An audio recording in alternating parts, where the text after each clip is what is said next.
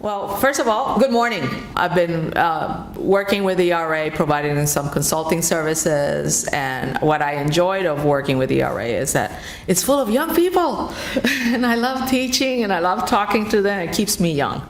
So with that, what I'm going to try to do today is I'm going to cover like the latest TRI changes that are coming up on board, because I know you guys are gathering information this year for your reporting that's due in July 1st of next year. And this is like a circle for me, because every year there is a little change in TRI. So we're going to do that. We're also going to cover a little bit of what you should be looking at, problems that I've seen that are easy to fix, but people after 30 years are still making the same mistakes.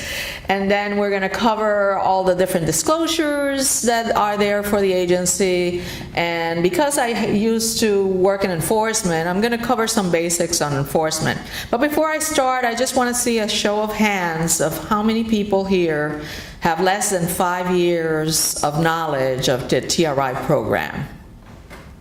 Wow. Wow, I feel like a grandmother. Okay. So I'm really glad you guys are the young people that are going to be, taking this program forward. This program has been, it's like the little engine that could.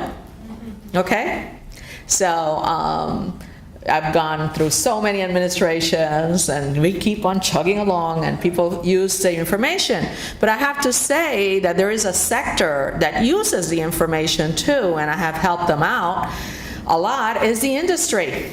You can use this information too to compare yourself with your competitors and see what kind of things they're doing at their facilities that you might want to implement. So we'll try to cover a little bit of that. One of the things that you should know is that, when you send the information July 1st, it used to take 2 years to get the data out. Back in 1990, now the information is pushed out as quickly as by the end of July. So what headquarters did is they have available already the 2016 preliminary data set. So in that data set, what I would like you to do is look at it. Look at your own data that's being published, because that's what's out there. You should be going into it, and you can get it in EnviroFacts, you can get it through the EPA webpage. Just make sure that your data is correct as it was sent by you.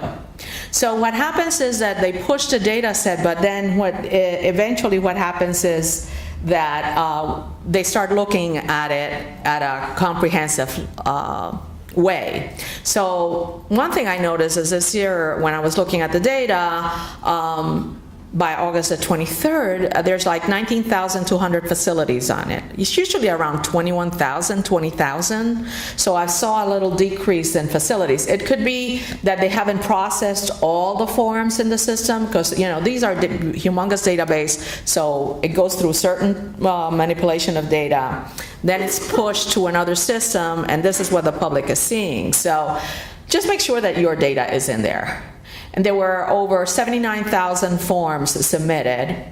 I did see that the total releases are around 3.6 billion pounds right now, but the releases to air are very low compared to the total releases. And releases to water are smaller. It was 0.6 billion pounds, and releases to water 0.19. So at this stage, the data's there. What happens is the regions start taking a look at it, and headquarters starts developing lists. The first list that they're going to develop is the list of facilities that reported 1 year and not the other year. So they develop that list, and the regional folks start calling people to see what happened. Where's your data? The other list, believe it or not, there's people that failed to certify the form. So they submit the data, but they don't certify it. So they develop those two type of lists, and they send it to the regional coordinators for us to chase. Okay. So and then they start looking at all the different data, like increases, decreases, as Caitlin was saying, and this is when you're going to get emails from EPA. or phone calls or a letter. So if EPA or a facility, we detect a problem, then this facility is expected to respond. Okay? If somebody calls you from EPA, call them back. Okay? If somebody emails you from EPA, say, let me find out. But just don't let it hanging, because that immediately is like, why is this facility not responding? It could be that you changed jobs and, and the email went to no man's land. But, if you get a phone call or an email, at least say, I'm going to look into it. It only takes 3 seconds to write that and respond to it. Because if you don't respond, they're going to have to do a follow-up action. Now we're talking at NAICS. So NAICS, when we started with the Standard Industrial Classification Code, the statute was based on that. So it's a 2239 manufacturing sector. Then we added in 1995, the electric utilities, the mining, the chemical bulk storage people, and things like that. But NAFTA came by, and one of the things that they noticed is that Canada had their own classification, United States had their own classification, and Mexico had their own classification. So they said, well, no, wait a second. We need to, in order to see how the movement of goods go from one country to the other, we need to everybody have this new classification. So that's when they came out with the North American Industry Classification System. So in that system, they went from a 4-digit SIC code to a 6-digit SIC code, and it covered a whole bunch of industry that back in the 60s and 70s were non-existent, like computers and things like that. So this, the North American classification every few years gets a revision to add new sectors, to identify more facilities and things like that. So that's happened now. You should be looking at this because your SIC code might have changed a little bit. So just make sure that you take a look at it. The software will have it, the system in the web, CDX, the TryMe web will have that information for you. But make sure, one thing that I have found is a lot of people put a zip NAICS code, and they're not doing that. They're not manufacturing, let's say, a propeller. They're manufacturing a ship. And oh, well, that came from such and such person. So just make sure that your SIC code or your NAICS code is correct, because when they pull the information together, they're going to pull your data. So if they're doing a report, like Caitlin was saying, she's doing a report on car manufacturing, make sure that the NAICS code that you have is for car manufacturing, the primary one, and you could have several of them, but that way they pull your information correctly and they don't stick you with, let's say, truck manufacturing. Okay? The other thing is that always every year, there's maybe 1 year in 30 years that there were no changes to the chemical list. So they just added the hexabromocyclodecane, HBCD, which is a brominated flame retardant. It's very persistent. And so it is used in the polystyrene foam and for thermal insulation of boards and building and construction. It's a flame retardant in textiles. So those two chemicals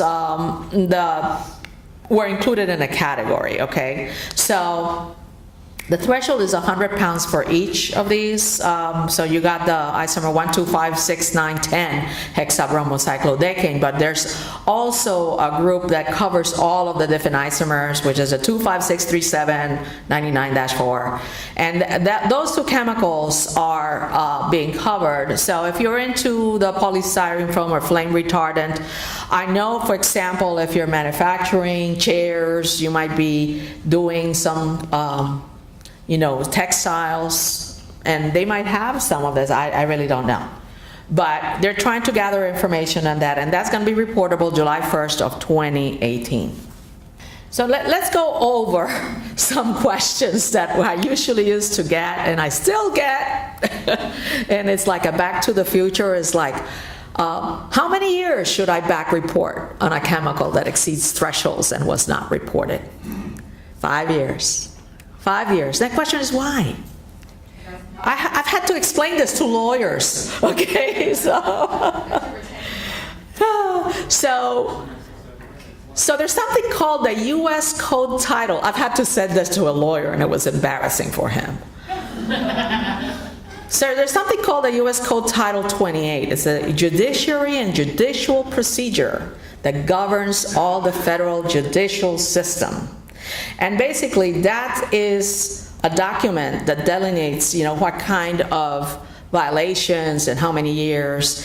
And it says in there that if a statute does not say how many years they could be in violation, that number should be 5. And so EPGRA does not have in its statute, a number of years that you should be reporting for.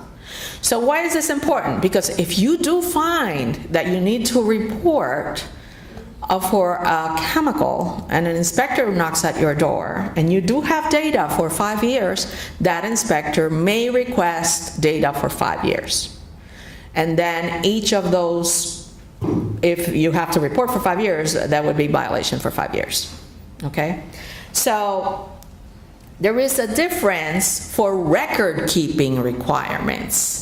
So in the law, you have the statute, which is the law. In the regulation, which comes out of the statute, it says that you have a 3-year record-keeping requirement, but it's for chemicals that you submit a form to EPA. You don't know how many phone calls I got over the years of people who said, I just got this job and there are no forms. Where do I get the information? That's right there is a violation on record-keeping requirements. Okay, so I was good. I would tell them, you know what, the form, we have it on the internet, go and download it, at least, and start gathering all the documents. But that's the difference. So for records, you keep it for 3 years, but for data that you have to report is 5 years. So if the data is available and you exceed reporting thresholds, you could be liable for 5 years. Another issue that a lot of people have problems with is metals. I stopped doing inspections at metal places, I swear to God. I said, I'm not doing this. And they're like, why? It's like, they can't get it. That's why. They just can't get it. So I'm going to cover a little bit about article exemption, which is a big to-do at a lot of facilities. One of the biggest type of sectors in the U.S. is all these machining places. I mean, if you get an engine, that's been machined somewhere. If you get any type of metal thing, it's been machined somewhere. So all of these places use a lot of stainless steel, a lot of sheet metal, and so it's very confusing for them. First of all, you go to a small place and they don't even think that that is a chemical in a sheet metal. Okay? They say, no, that's not a chemical, that's a metal. And I'm like, no, it has chromium, it has copper, it has zinc. Those are metals, and they're like, they couldn't believe it, So I really stopped after like 10 years of doing them. I said, that's it, I'm not doing them. If you want me to go to them, you just have to identify the facility and I'll go and do the inspection. So the other group that I'm going to talk about is the fume or dust. There's some confusion about fume or dust out there. And so, and I'll explain you why. There are 3 criteria that you must meet in order to apply the article exemption. I've seen facilities jump over hoops in order to meet these 3 criteria. And they have spent so many resources. Instead of filing the form, they have the data, just file the form. No, they jump up through hoops and then they get it wrong. And then they get penalized. So the 3 criteria is that it's got to be formed to a specific shape or design during manufacture. If you're manufacturing an article, it doesn't mean that you can take the article exemption, okay? It has to meet these 3 criteria.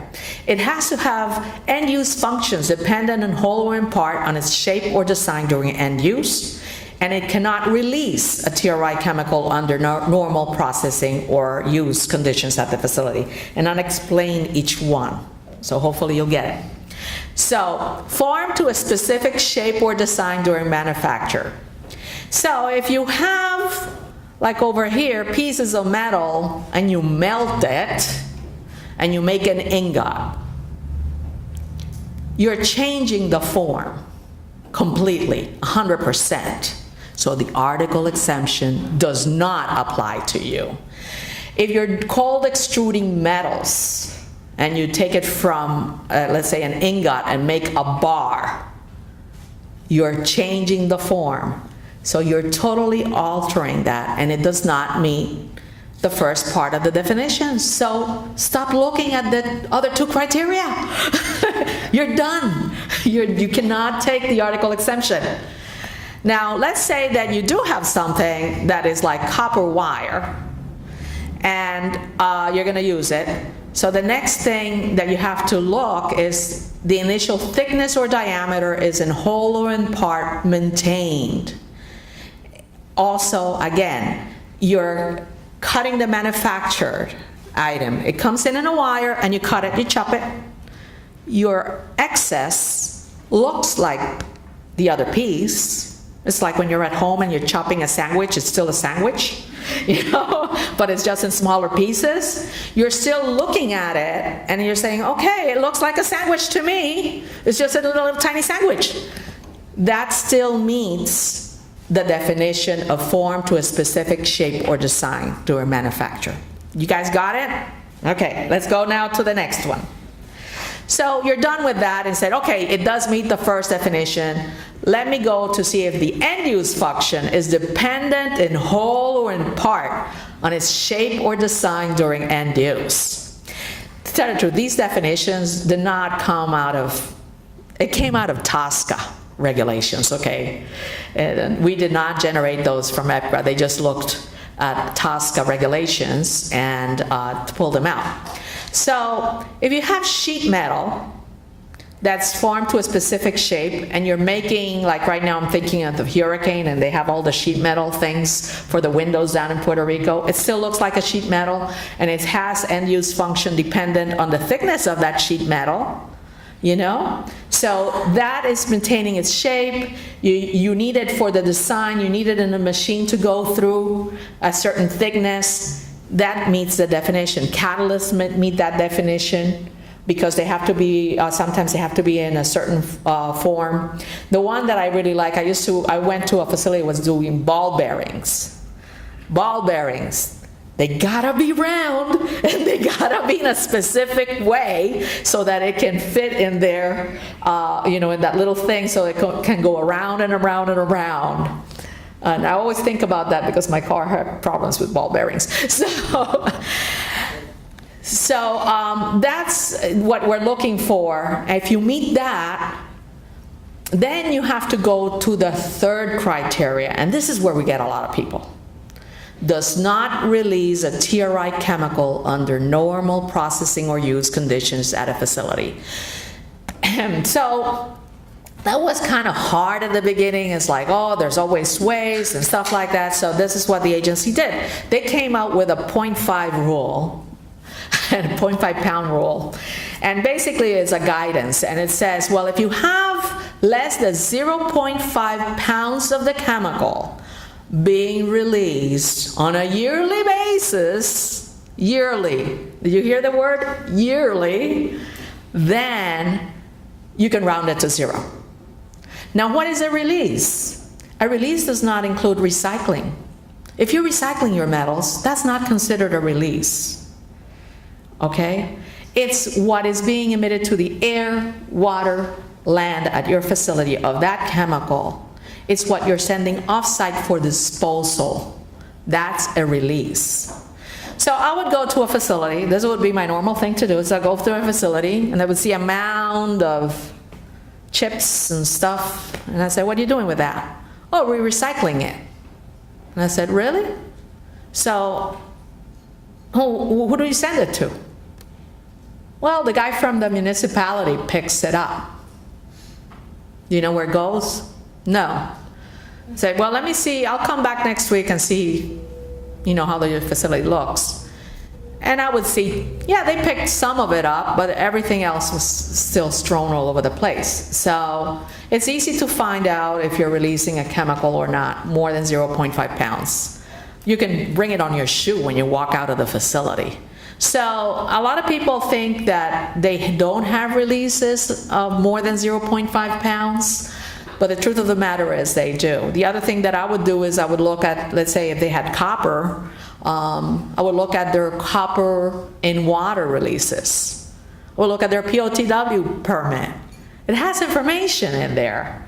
I would look at their air releases. Oh, you got more than 0.5 pounds that you're releasing over here. So, and then that's how you find them. So if all the releases of like articles, by the way, over the reporting year are completely captured and sent off-site for recycling, reuse on-site or off-site, the item remains exempt as an article. So just be careful with that. And here I have, well, when do you retain the article exemption? Well, the total releases from all like items must be in a specific form, which is the first definition, recycled, directly reused, or have less than 0.5 pound of releases. And when do you lose the article exemption? When you have more than 0.5 pound releases, when there is not a specific shape and you're not recycling. Okay? So misuse of this article exemption is rampant. So look at your processes and see if you have any of those problems. Hopefully everybody understood it, that this is an area of issue at facilities. Fume or dust. So there's two chemicals that have a qualifier. You got aluminum and zinc. I love aluminum. I love aluminum because I had a case against Chem Waste Management. And they're like, how do you know we're getting aluminum dust? And I said, because you get baghouse filters. Okay, and you reported it in your hazardous waste manifest that you were getting over 25,000 pounds of baghouse filters. so just think about that.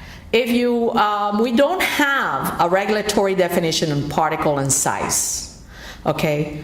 Fume or dust refers only to the dry forms, okay? So you need to think that fume has to be in the dry form and the dust has to be in the dry form. So some people have slurries, and that's not considered a fume or a dust. The manufacturing and processing threshold is more than 25,000 pounds of aluminum fume or dust. There's not that many facilities that have over 25,000 pounds aluminum fume or dust. You have to be an aluminum extruder, maybe, you gotta be maybe a smelter for the zinc and stuff like that. So it's not that many facilities that report on these chemicals. And their releases should be reported on the form of fume or dust. So what happens is if you have the dust and you put it and you melt it or do something like that, you've destroyed that form. So you really don't have releases of it anymore. Okay, so you don't report it as a release if it changes form.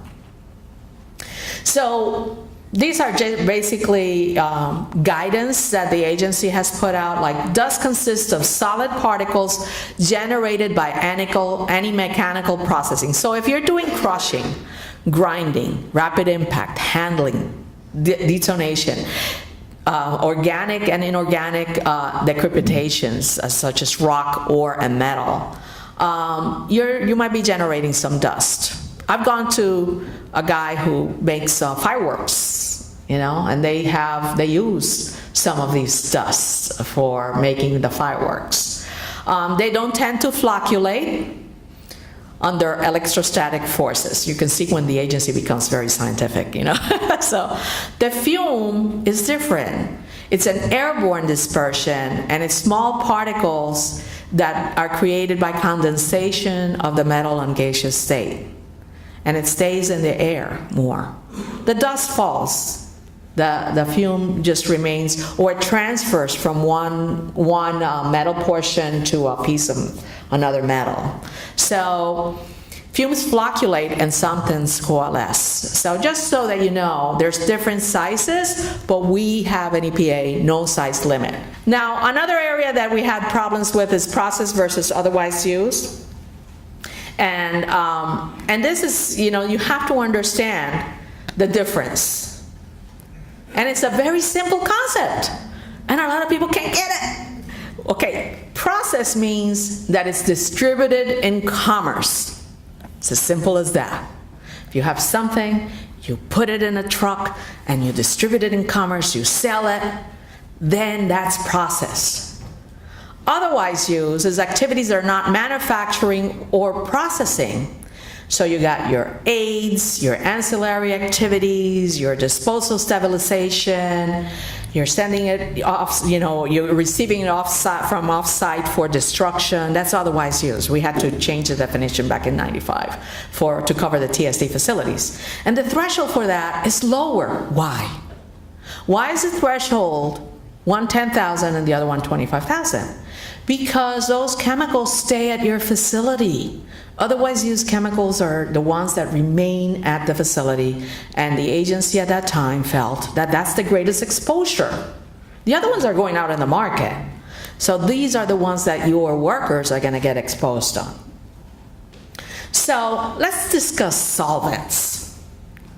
So I was in an airplane the other day and somebody started painting their nails. And this is a perfect example. It's as simple as that. So what does nail polish have? Acetone, you know? So we're all in the airplane saying, it's like, oh, that smell, you know, get that smell out. So let's do that as an example. So solvents that are processed, making that nail polish, although acetone we used to cover, to tell the truth, is one of the most emitted chemicals in the US is acetone back in 1986. Okay, and we deleted it because it's not a problem when it comes to environment or health. So we had to delete that chemical, but we had acetone. So let's say it has another solvent that is really nasty. Making a mixture of the paint or the whatever you're doing, the acrylic, you know, that you're making it, and you selling it, that's distributed in commerce. But the acetone that evaporates when you're painting your nail, or you're painting a car, or you're painting a refrigerator, that's otherwise used. Why? Because you take that car, that refrigerator, that air conditioner, and you're gonna let it dry, don't you? So that solvent comes off. A lot of facilities recycle that solvent.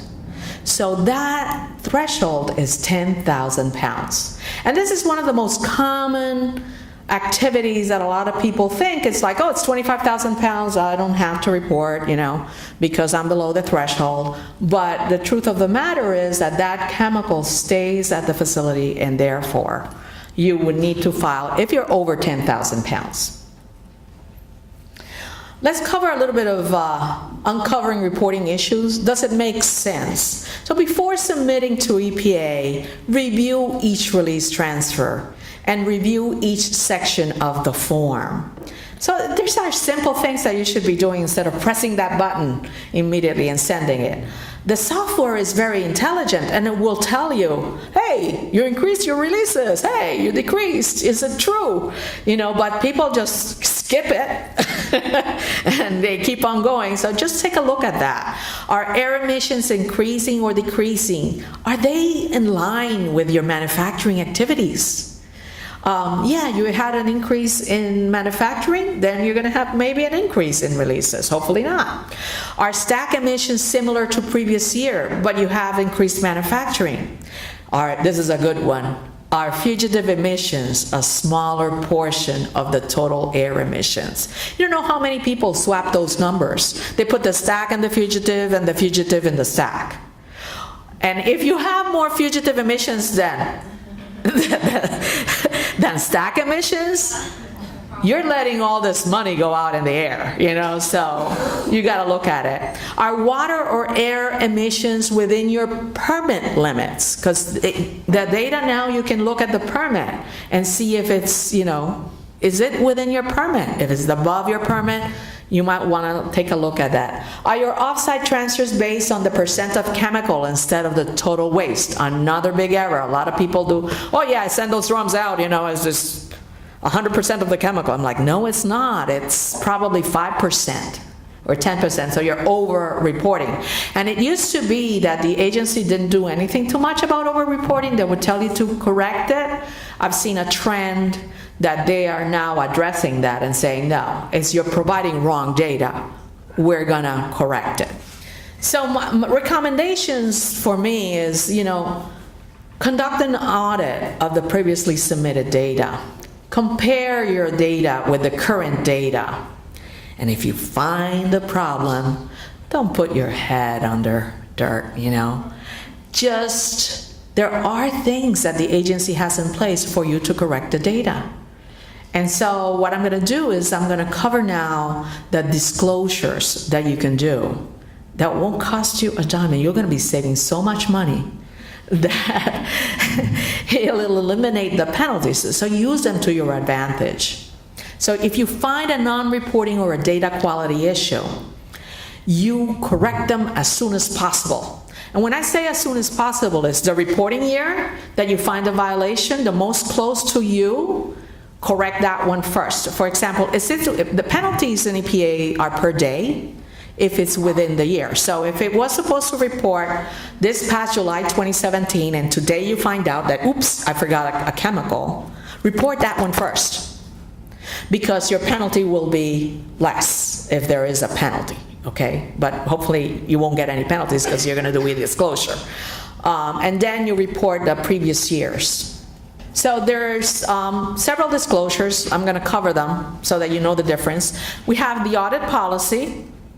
And for that, in order to use the audit policy, you have to meet 9 conditions. And you can get 100% of the gravity-based penalty waived. Okay? You don't know how many facilities kissed my feet. Because I would send them a letter saying, you saved $250,000, like, oh, thank you so much, because they did the audit policy. So, however, you have to pay attention to the disclosure dates and compliance dates. You can't wait 6 months and then disclose to EPA. No, people have tried that. No, it doesn't work like that. EPA always reserves the option to collect any significant economic benefit. But in TRI, what you should know is that the economic benefit is not a huge portion of money, okay? So sometimes it's non-existent. There is no recommendation for criminal prosecution, and there's no routine request for audit reports. So that's the audit policy. Then we have the small business policy. What's the small business policy? The small business policy is for facilities that meet just 4 conditions of the policy. You have to have less than 100 employees. And when I say small business, is at a corporate level, okay? And EPA reserves, again, the right for the economic benefit, but it provides a lot of flexibility for the deadlines for the facility. And then we have the new owner policy. The new owner policy is somebody who buys a company and does their due diligence and finds all these problems. They can use the new owner policy, and it's a clean start for you, and you save mitigation that you cannot cover under the audit and the small business policy. So it's a clean start for you, and everybody who's buying a property should be doing due diligence. So these are the 9 conditions of the audit policy: systematic discovery, voluntary discovery, prompt disclosure, independent disclosure, before EPA calls you, please, before EPA calls you. A lot of people would submit the disclosure and we had just called them the week before. Correction and remediation, it has to be within 60 calendar days that you correct the issue. The prompt disclosure is it's got to be within 21 days that you find out that you have to file for that chemical, okay? And then you have to have a system in place to prevent recurrence of the violation. Repeat violations are ineligible. So you can use this only every 3 years, and we look at the pattern of every 5 years. This company's doing it every 5 years, every 3 years, you know? Maybe they're a target for inspection, and we're not gonna give them the audit policy. So, and there are certain type of violations that are ineligible, like the actual harm, imminent substantial endangerment, violations to specific terms of a CAFO or consent agreement.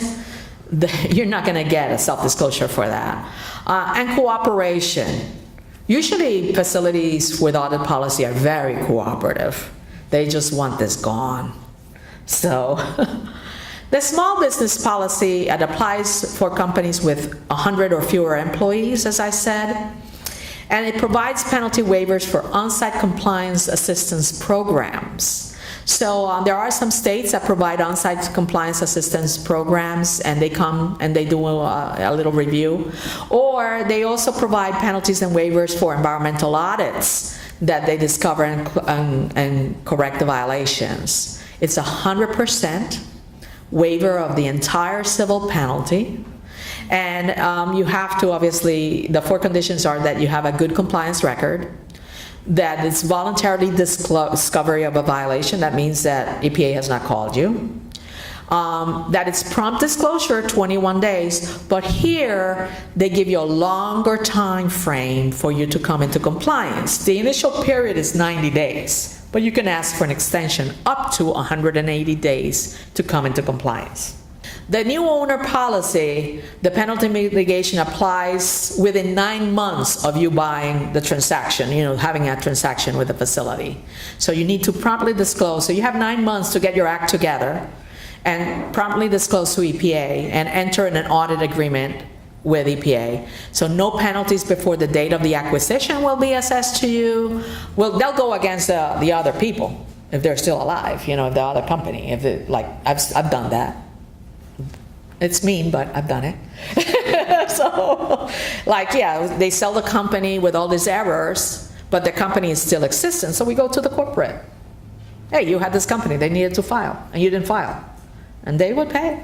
So, economic benefit is only from the date of acquisition, and no economic benefit penalties associated with delayed capital expenditures. So, those are the policies that we have, but the question is, what happened to them? So what happened over the years is we got inundated with claims. And at the regions, we were up to here getting a lot of these audit policies, and headquarters had over 2,000 of them. And the way that the system worked was very convoluted, very law-like. We would send you a letter, you would need to provide us information on each of this different criteria, we will look at it, we would think about it. It could take a year for you to close an audit policy. So what they developed is something called the e-disclosure, and you should take advantage of it. It's right on where the Try Me web is. There's one that says e-disclosure. So it's a centralized web-based portal. It's a portal, and you can just submit your disclosure and get it automatically processed for civil violations. And it does not only EPGRA, it's for all the laws. So it was launched in December 9, 2015, and you're quickly able to resolve your issue, and without an EPA person having to tell you what to do. What I said, you know, there are a large number of disclosures, and we just didn't have the resources anymore to handle them. One of the big ones was EPGRA.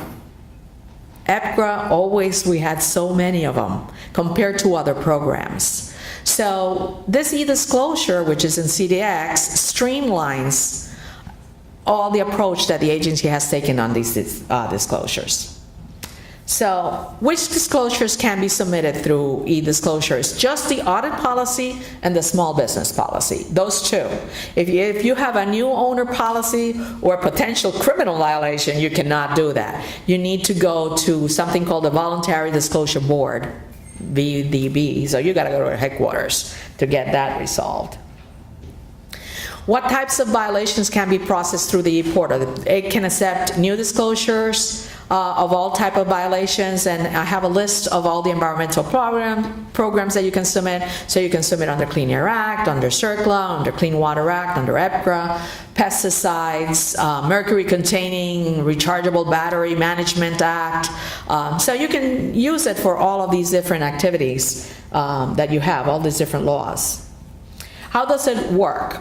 So you register in the system. You already have a password, probably for CDX, because you submit to Try Me Web. So all you have to do is add that program to your profile. And you promptly disclose online within 21 days. Then it has even a clock that tells you how many days have passed. And then you submit online a compliance certification. That's when really the audit disclosure is submitted to the agency. So you have to do that within 60 days of the submitting online first disclosure that you did, and 90 days for the small business. So there are extensions that are possible. You can request those, but it's only for the small business policy. So what happens is when you go into the system, you're going to have to choose between Category 1 and Category 2. So Category 1 disclosure includes all the EPRA violations that meet the audit policy and the small business policy. But it does not include EPRA 304, which is a release into the air because of an accident or something like that. And it does not include EPRA violations with significant economic benefits as defined by EPA. Then what happens then is an electronic notice of determination is issued, and they confirm the violation. You get an email with your ENOD and no assessment of the penalties. And so it's conditioned on the accuracy and completeness of your certified e-disclosure. Category 2 violations are for all the non-EPRA violations like RECRA, AIR, FIFRA. I mean, there were so many on EPRA, they had to do a separate category. So, and for EPRA violations that you can submit through the Category 2, you can only certify compliance with the audit conditions 2 through 9. So that means that you cannot do a due diligence, which is category condition number 1. You can submit it through Category number 2. EPRA and CERCLA violations are excluded. The CERCLA violations, which is EPRA 304, are excluded from Category 1. And what they do then is they, instead of submitting you an electronic notice of determination, they submit something called the acknowledgement letter. So it just says, okay, we have you on record that you raised your hand. And it confirms that EPA received your disclosure, and that EPA will make a determination to the eligibility for the penalty mitigation. So they'll look a little bit further into providing that. But that's if they have the resources to do it. So, can the correction period be extended? In Category 1, again, 60 days for almost everybody, but if you're a small business, 90 days. In Category 2, deadline extensions are available, and some extension requests require an online explanation or justification of why is it that you're requesting an extension. Who will check? I think that's important. You're submitting this online, and you don't know who's going to look at it. So EPA will spot check Category 1 disclosures for possible errors and inconsistencies. So the notice of determination, the way that they word it, look at the wording on those notices. It's conditional upon the accuracy of the representations made by the submitter. So somebody can just, do whatever they want, but somebody can take a look at it and see if it meets all the conditions. And EPA will screen Category 2 disclosures for criminal violations. If there's a criminal violation, you better contact somebody immediately. So then EPA will consider if it's worth it to take an enforcement action for the environmental violation. Who can act on behalf of the entity disclosing? It can be a consultant, it can be an attorney, it can be anybody else through the e-disclosure on behalf of the regulated entity. So you can have a consultant do this, or an attorney, or somebody else. So it allows flexibility. Everybody has to be registered. So I'm just going to cover very quickly how this does it look. I know people in the back can't see this, so I'm just going to very, very quickly go over this so that we have some time for a little bit more. But this is a central data exchange. You go in there, you pick the e-disclosure voluntary system in the program service. You're going to add it to your portfolio. So now you're in your portfolio in MyCDX. This is where you have it. You're going to obviously agree to the warning, notice, and user agreement. And then you're going to, in the top tab there, it says violation disclosure. So you have the option of disclose a new violation or disclose previously disclosed EPCRA violations. So, because some people have previously disclosed EPCRA violations. The first time you're disclosing a new violation. So you're going to choose the disclose new violation. And then there's a note there that immediately starts telling you, you must disclose it within 21 days of discovery. Get it? So, and then you're going to update your program information, your information, your personal information, the town, the name of the facility, how you're going to call it, and then you're going to select the policy. So you select either an audit policy or a small business compliance policy, and then the calendar starts popping up. So this is where you're going to select when is it that you found the violation. This way you can also manage the facilities. It's all very intuitive when you go into the system. So the only thing is that I'll give you a clue. If you all the way certify, send the last certification, you're going to have to go to headquarters. And you didn't want to do that, you're going to have to go to headquarters or the CDX to correct that problem. So here you add the violation that you have. For example, this was a guy who was doing emergency preparedness. He checked on 303, but you can do material safety data sheets. You can do 312, 313, anything. You check off the violation, and then you submit the disclosure. Again, it has a violation discovery date and the disclosure submission date. So it keeps track of everything for you. And then you submit it. You click the button and submit. And it'll say, thank you, the selected violations have been submitted. But it doesn't stop there. You have to then do the compliance certification. You can't let something hanging in EPA. So you're going to go back once you have corrected your violation. They want to know the date that you corrected the violation. So you're going to have to go back, and then you're going to fill out the portion, the tab that says compliance certification.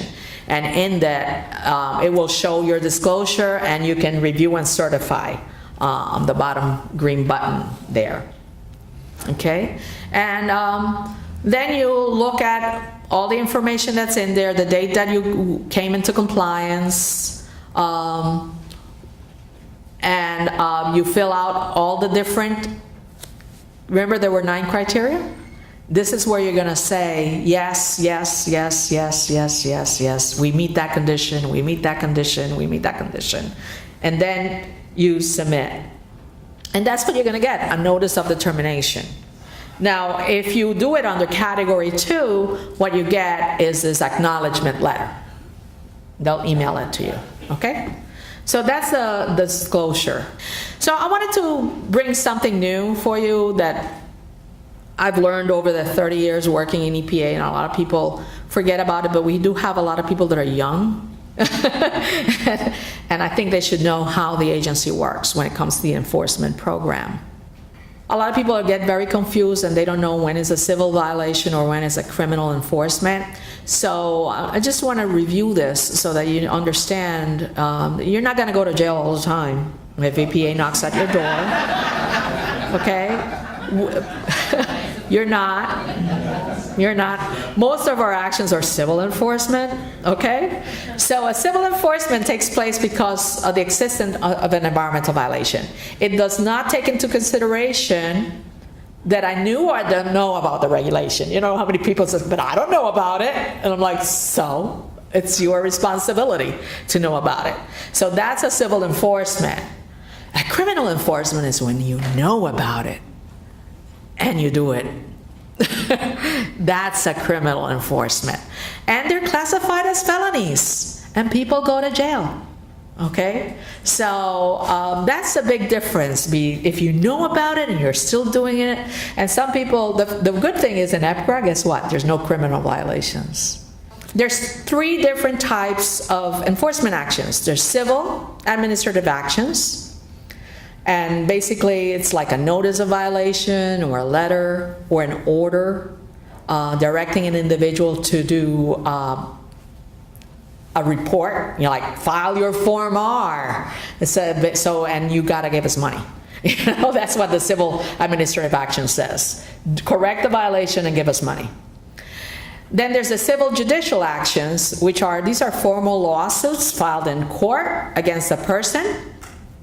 They have to comply with statutory regulatory requirements, and you have to comply with an administrative order, and then you pay EPA, for example, the cost of cleaning up the Superfund site or doing the cleanup work. Usually Superfund does judicial actions. And then there's the criminal, which are reserved for the most serious violations. So willful, knowingly, and basically you can go to jail. So when it comes to civil enforcement, the settlements are generally agreed. I used to sit down, I thought I was a lawyer at one time. I said, why didn't I study law? But basically, I would go inspect the facility, issue the administrative action, sit down and settle the case, because that saved lawyers' fees from EPA. So what you do is basically, it's an agreed. So the guy said, okay, yeah, you know, give me some break in the penalty. And what we draft is something called a consent agreement and final order. And there's also something called administrative orders on consent, AOCs, and the other one is called CAFOs. And the judicial actions are in the form of a consent decree signed by all parties and filed in a court. So there's a court involved. The civil penalties are monetary, so you're going to pay money. There's something called injunctive relief that basically it's a requirement, and that you don't see that in EPRA. Injunctive reliefs are like, you're going to put a wastewater treatment plant at your facility. That's an injunctive. The regulated entity has to perform some designated action. And then there's something called supplementary environmental projects. So it's a break in the penalty that they give you for anything that you do. For example, a lot of them are donations to the fire department, doing things, substituting a chemical for something less nasty. So those are supplemental environmental things. Criminal penalties, the fines are imposed by a judge. You go to court, it gets nasty. And they ask the defendant to pay restitution, and you go to jail.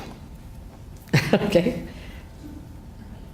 Enforcement results: more than $13.7 billion in investment by companies in actions and equipment to control pollution were assessed last year. So a lot of people think, well, there's a change in administration and we're not going to get penalized and da, da, da. Well, guess what? They're still doing inspections and there's still going to be actions. And they'll decide which actions they're going to take. But the agency is an enforcement agency, so they're going to continue doing that. And from talking to my coworkers, they're still doing their activities just like normal. But all the money that we're getting is like more than $1 billion was in commitments for responsible parties to clean up Superfund sites. $6 billion in combined federal administrative civil judicial penalties, 93 years of incarceration, and $31.6 million for supplemental environmental projects. That's what was done last year. So as you can see, the agency is enforcing. It's just that it's quieter about it. But, and that's all I have for you. Let's open it to any questions.